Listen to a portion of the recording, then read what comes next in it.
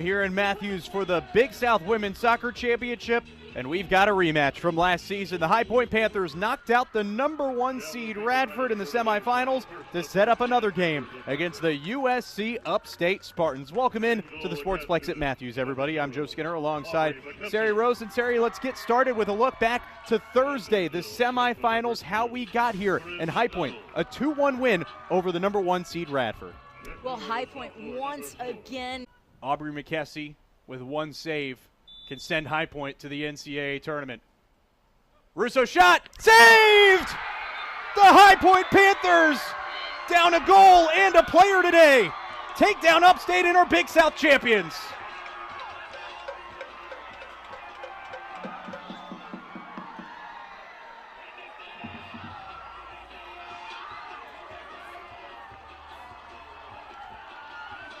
We could not have written a better fairy tale than we saw today. High Point. Murphy towards the penalty spot, headed out by Upstate. Battersby on the volley, comes through, loose, score! Tie game, 46 seconds left. What a stunner! Put in by Kari Powell.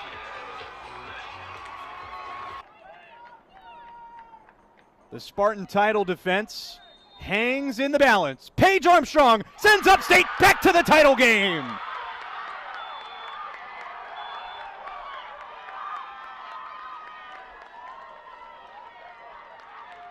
Congratulations to Upstate Spartans. Switchman.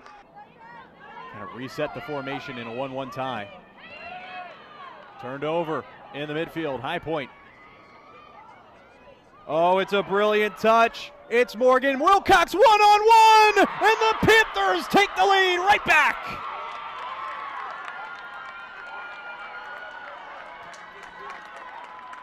High Point goal by number 17. Welcome to County University Soccer Stadium here in Spartanburg, South Carolina. It's a battle in the Upstate. The Furman Paladins taking on the USC Upstate Spartans. Much more to come here in Spartanburg on a gorgeous, gorgeous Thursday evening. One more on its way.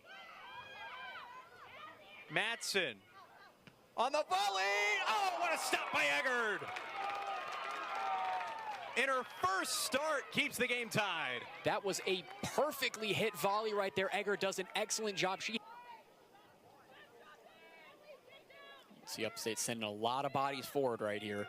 Got to get this right with Russo on the ball. The chip is in!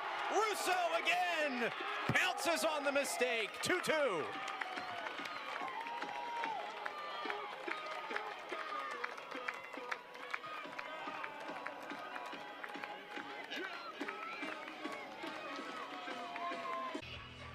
Aubrey McKessie in goal for High Point, made 4 saves in the first half. It's going to be a big ask of her, the graduate student, to extend her career as she gets between the sticks for the second half. Marley Gerber back out there for Upstate. Hasn't had to make a save just yet. No shots on goal out of the 2 for High Point. And High Point appears to be with 3 in their back line. Bella Burr is sitting in again as a 6, and it looks like Kari Powell has also pushed up out of that center back position into more of a dual 6 next to Burr. So an adjustment there for them. Kind of looks like a 3-5-1 almost, where they're matching the numbers for Upstate in the midfield. Spartans still in their 3-5-2. It's something that Todd Dyer told me, the Longwood coach, before their semifinals, said 3-5-2 is not something you see a lot of in the Big South across college soccer, but Upstate runs it really well.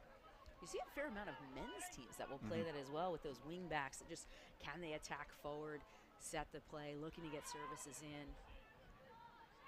Although I've loved seeing the combination of that Russo, O'Brien, Armstrong, and getting Johnson. When those 4 players are able to find each other in the attack, they've been able to create goal-scoring opportunities. Corinne McDonald, who's been excellent for High Point this season in her freshman year, Sends it out for an Upstate throw, and Coach McGinnis had a lot of good things to say about Corinne McDonald. And you've got to remember, she's a player that was really converted from a midfielder into a center back, and said it just worked. They did that in that Longwood game, just injury to Powell, and put her in for 15 minutes just to sort of get out of the half, and then they held Longwood to 0 shots in the second half. So realized, hey, this works. Freshman from Estelle Manor, New Jersey, two-time All-State out of Ocean City High School. And now in a position for High Point where she is asked to do a lot and will be asked to do a lot in the second half here today. Panthers trying to tie the game. Morgan Wilcox up at the top of this formation. Scored the game winner against Radford. This is Bella Burr, surveys her options, tries the right side. Knoll has it sealed off all the way across the line for a goal kick. And that's what Burr does well for this Panthers squad, right? She can get her head up, good vision. Didn't quite get the English on that she wanted to put it in for the Panthers to run onto, but she really is filling in that role that Roden played for them last year. Does a really good job for them when she can get on the ball.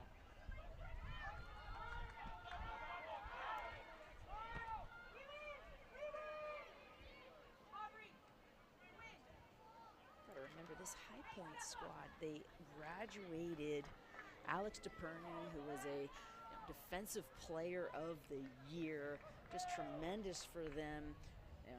Hagu was the newcomer of the year last year, playing as a forward, but she's had to adjust and play more as a 10 for them, really dropping in, so a different role for her. They lost Tessa Carlin, another tremendous player for them.